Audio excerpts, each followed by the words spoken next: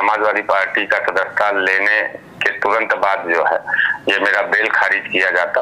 अगर आपको सत्यता इतनी ज्यादा चुभती है तो किसी बीच चौराहे पर फांसी दे दो, लेकिन बनारस वाले मिश्रा जी की आवाज अब दबने और रुकने वाली नहीं है। हम नहीं चुप बैठेंगे, हम नहीं झुकेंगे, हम नहीं पीछे भागे। जो गुंडागर्दी है इसके पीछे वर्दी है। शासन के इशारे पर ये मुकदमा किया गया, मिनिस्टर्स इसमें शामिल है भारतीय जनता पार्टी के। नमस्ते, मेरा नाम बबलू है और आप देख रहे हैं द फ्रीडम वॉइस। इस समय बनारस से बहुत बड़ी खबर निकल कर आ रही है। मिश्रा जी जो लगातार ट्रेंडिंग में थे, लगातार उनकी चर्चा हो रही थी, वो जेल जाने के बाद उन पर FIR हुई, जेल गए और जेल जाने के बाद उनकी लगातार चर्चा हो रही थी। अब मिश्रा जी बनारस वाले की सेशन कोर्ट ने जमानत खारिज, जो उनकी जमानत थी, जमानत जो खारिज कर दिया है और उनके ऊपर फिर से गिरफ्तारी का खतरा मंडराने लगा है।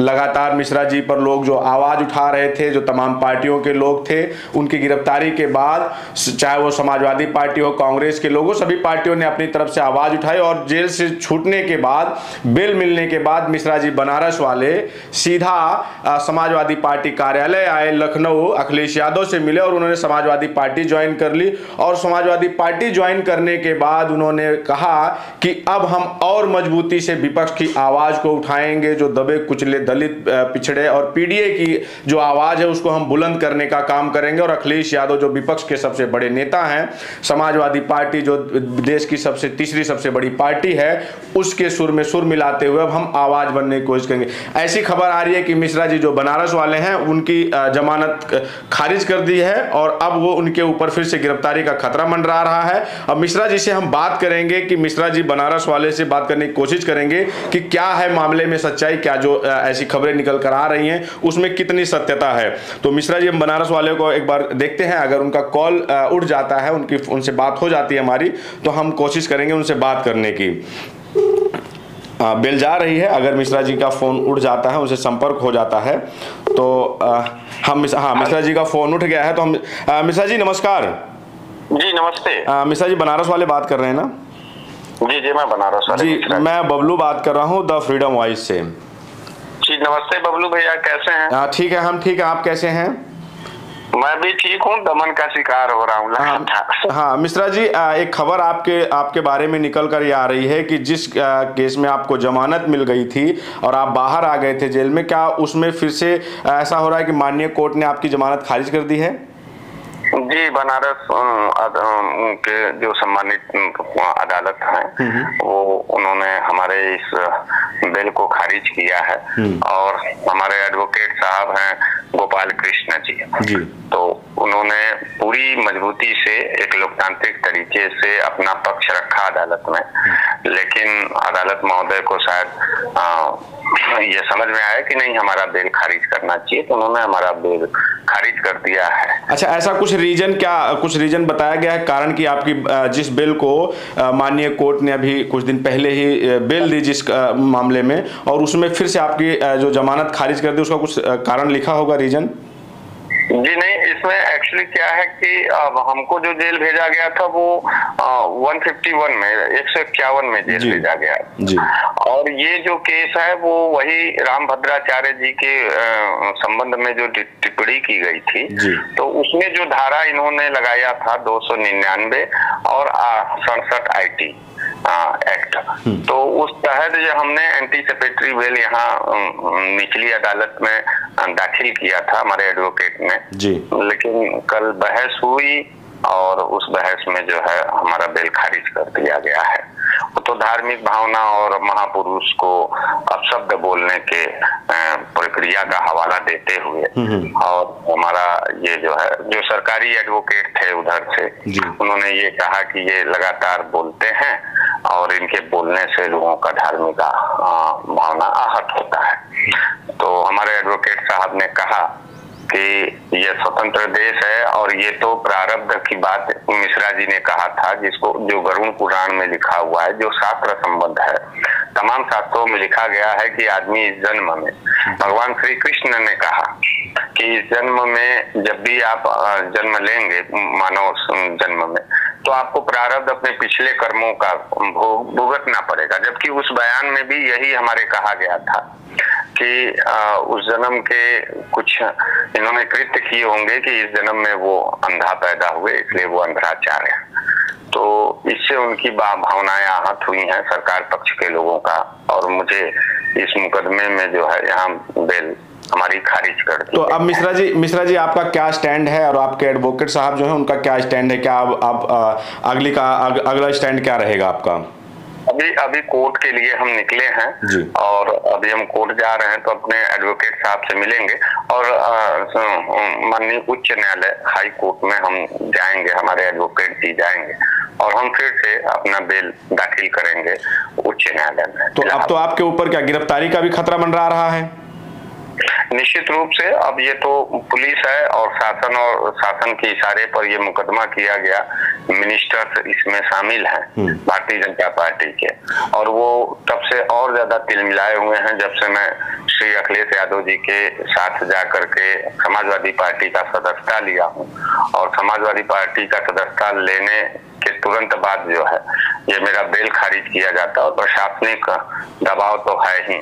तो मैं अगर गिरफ्तार होता हूं तो अब इसमें आगे हम क्या? तो मिश्रा जी आप एक बड़ा आरोप लगा रहे हैं कि इसमें मिनिस्टर शामिल हैं आपकी बेल खारिज करवाने में यूपी सरकार के, तो क्या लगता है मिश्रा जी को? दिया था उन्हीं के लोगों ने, रविंद्र जायसवाल यहाँ भाजपा के मिनिस्टर हैं, उन्हीं के लोगों ने FIR कराया, एप्लीकेशन दिया, और उन्हीं के लोगों का पूरा ब्यौरा है, पूरा चक्रव्यूह है। तो क्या लगता है मिश्रा जी, जो ये खासकर जब आप जो अखिलेश यादव से विपक्ष की पार्टी समाजवादी पार्टी है, तो आप मिश्रा जी का गुनाह ये है कि समाजवादी पार्टी में ज्वाइन हो गए और अखिलेश यादव की सुर में सुर मिला रहे हैं इस समय?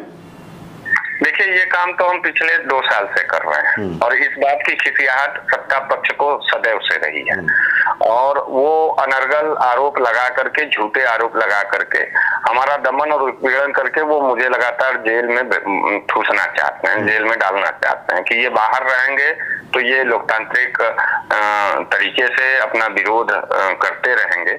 अब मैं उनके बस में नहीं रह गया हूँ। फ्रीडम वॉइस को मैं एकदम स्पष्ट रूप से बता देना चाहता हूं कि मैं किसी भी कीमत पर, किसी भी परिस्थिति में मैं अपने प्रदेश की आवाज को नहीं दबने दूंगा। दबेंगे नहीं आप, झुकेंगे नहीं? नहीं, एकदम नहीं।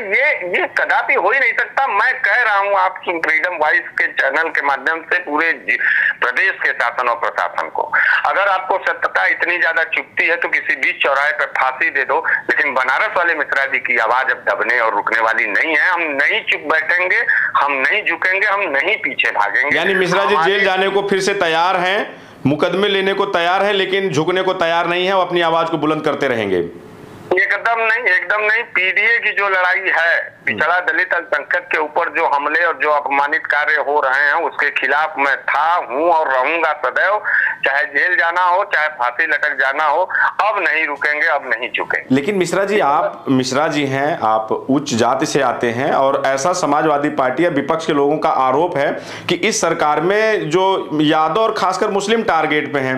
आपके बिरादरी के तमाम ऐसे लोग हैं जो टीवी चैनलों पे बैठ के सीधा आरोप लगाते हैं, सीधा जैसे किसी को भी एंटी वो बोल देते हैं कि एंटी हिंदू हैं, बोल देते हैं कि ये देशद्रोही हैं। उन पे ऐसी कोई कार्रवाई नहीं होती, तो फिर आप पे ऐसी कार्रवाई क्यों हो रही है? भैया, मैं समाजवादी पार्टी का सिपाही हूं ना। मैं लाल टोपी का संघर्ष करने वाला व्यक्ति हूँ, लाल टोपी के साथ। मैं अखिलेश यादव जी का सिपाही हूँ। इसलिए अखिलेश यादव जी पूरे उत्तर प्रदेश के विपक्ष के प्रमुख नेता हैं और वो पूरे उत्तर प्रदेश की पीड़ित, वंचित और शोषित जनता की मजबूत आवाज है। जो भी व्यक्ति, जो भी नौजवान, जो भी किसान अगर श्री अखिलेश यादव जी और समाजवादी पार्टी का दामन थाम करके विपक्ष में अपनी आवाज को बुलंद करता है, उससे तिलमिला जाती है भारतीय जनता पार्टी, बाबा योगी आदित्यनाथ जी और उनके पूरी कैबिनेट और उनकी पूरी पुलिस। ये जो गुंडागर्दी है बबलू भैया, इसके पीछे मात्र वर्दी है। गुंडागर्दी, ये जो गुंडागर्दी है इसके पीछे वर्दी है।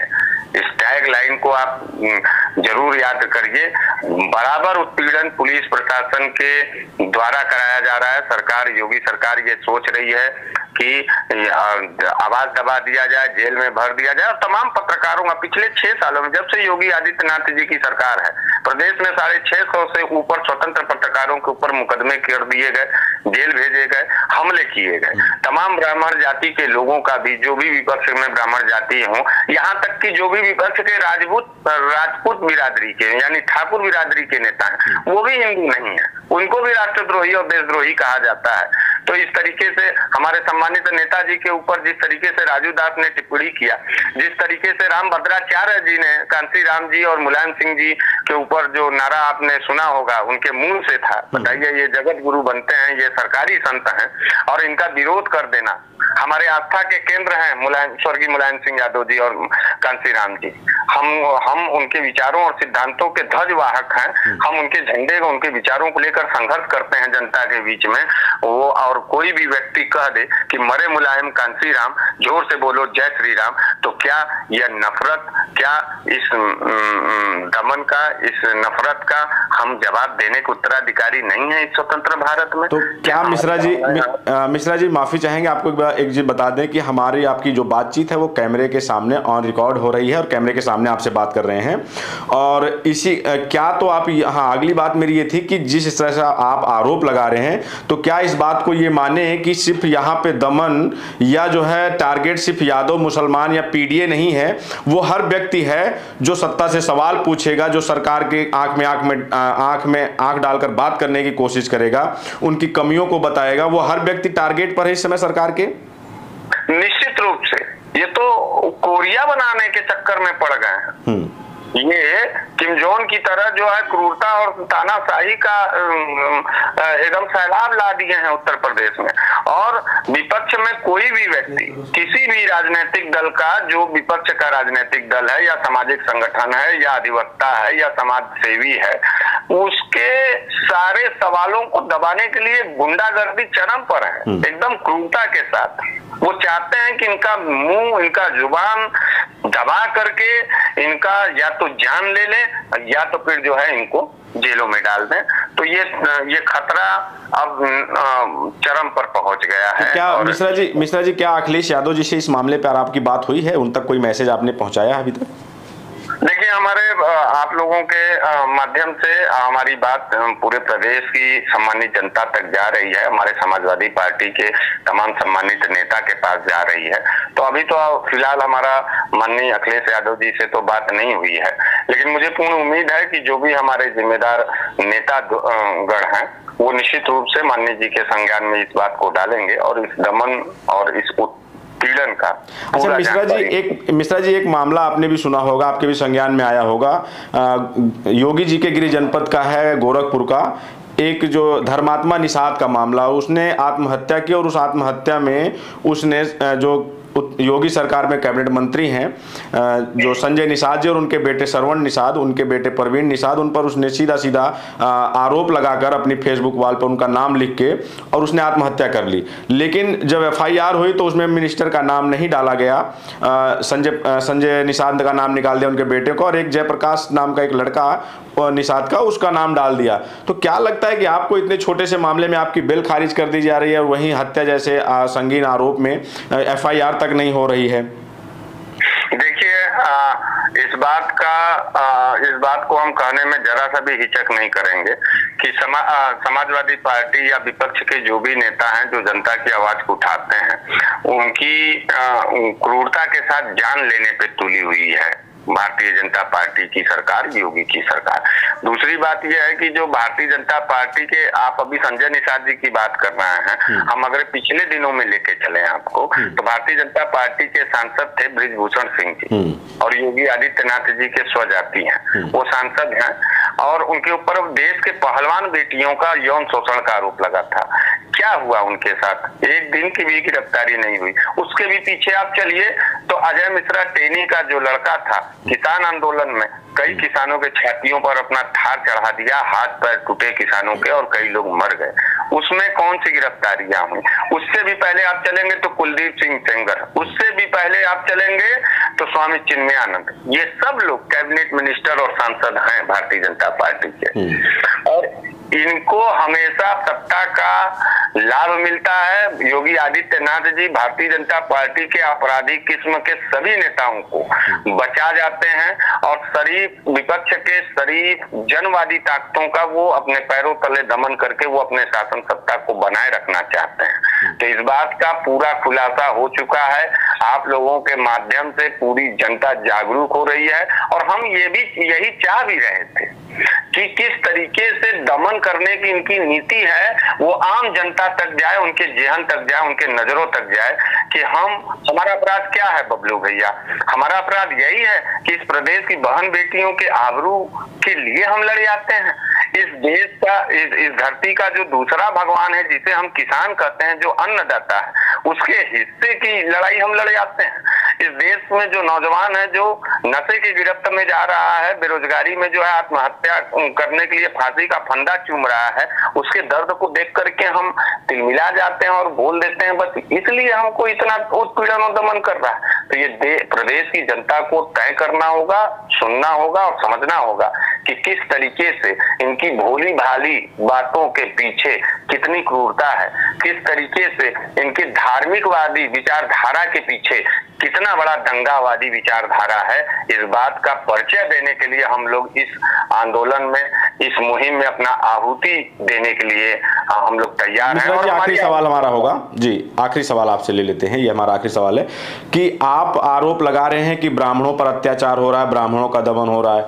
अखिलेश यादव आरोप लगा रहे हैं कि पीडीए का दमन हो रहा है, वो पीडीए में पिछड़ा दलित अल्पसंख्यक के साथ वो पीड़ित अपमानित को भी जोड़ देते हैं कि जो पीड़ित है और दुखित है, अपमानित है, एक पीडीए ये भी बना देते हैं। जो राजपूत समाज के कई लोग हैं जो वो आरोप लगाते हैं कि राजपूतों की नहीं चल रही, तो योगी सरकार में चल किसकी रही है? तो अभी तक तो ये आरोप लग रहा था कि वो ब्राह्मण और ठाकुरों की सरकार है इसलिए उन्हीं की चल रही है। कि योगी सरकार में गूंगा, गुलाम और स्वाभिमानहीन व्यक्तियों का ही चल रहा है। जो गुंगा है वो मिनिस्टर बना दिया गया, जिसको अपना फैसला लेने का कोई वो नहीं, अपना फैसला, अपने स्वाभिमान पर कोई फैसला, सामाजिक जन मुद्दे पर कोई निर्णय लेने की क्षमता नहीं है, वो बहुत ज्यादा सुखी है। और जो लोग स्वाभिमान के साथ बाबा भीमराव अंबेडकर के संविधान को मानने वाले लोग हैं, देखिए यहाँ लड़ाई जो है ना, ये भाजपा बनाम भारत की होने जा रही है बबलू भैया। एक तरफ पूरा भारत खड़ा है अपने संविधान के तहत और एक तरफ पूरी भाजपा खड़ी है अपनी क्रूरता और अपने दंगा नीति के साथ। तो आज ये लड़ाई आम हरीश मिश्रा की नहीं रह गई है, बबलू जी का नहीं रह गया है, फ्रीडम वाइस का नहीं रह गया। अब ये पूरी लड़ाई अगर आप देखेंगे तो भाजपा बनाम भारत की ये लड़ाई है। और हम सभी भारतवासियों से ये अपील करना चाहते हैं कि अपने संविधान के लिए, अपने देश के लिए हमारा साथ दें, हमारे समाजवादी साथियों का साथ दें। और चल तो किसी का नहीं रहा है भैया, किसी का भी नहीं। न ठाकुर भी पीड़ित है, पंडित भी पीड़ित है, पिछड़ा भी पीड़ित है, दलित भी पीड़ित है, अल्पसंख्यक भी पीड़ित है। सिर्फ भारतीय जनता पार्टी के दलाल, रंगबाज, गुंडाबाज, कब्जेदार और ये जो माफिया प्रवृत्ति के लोग हैं, बस उन्हीं का चल रहा है पूरा प्रदेश। यानी कि जो आवाज उठाएगा, जो बोलेगा वो जेल जाएगा, जो मौन रहेगा वो मलाई खाएगा।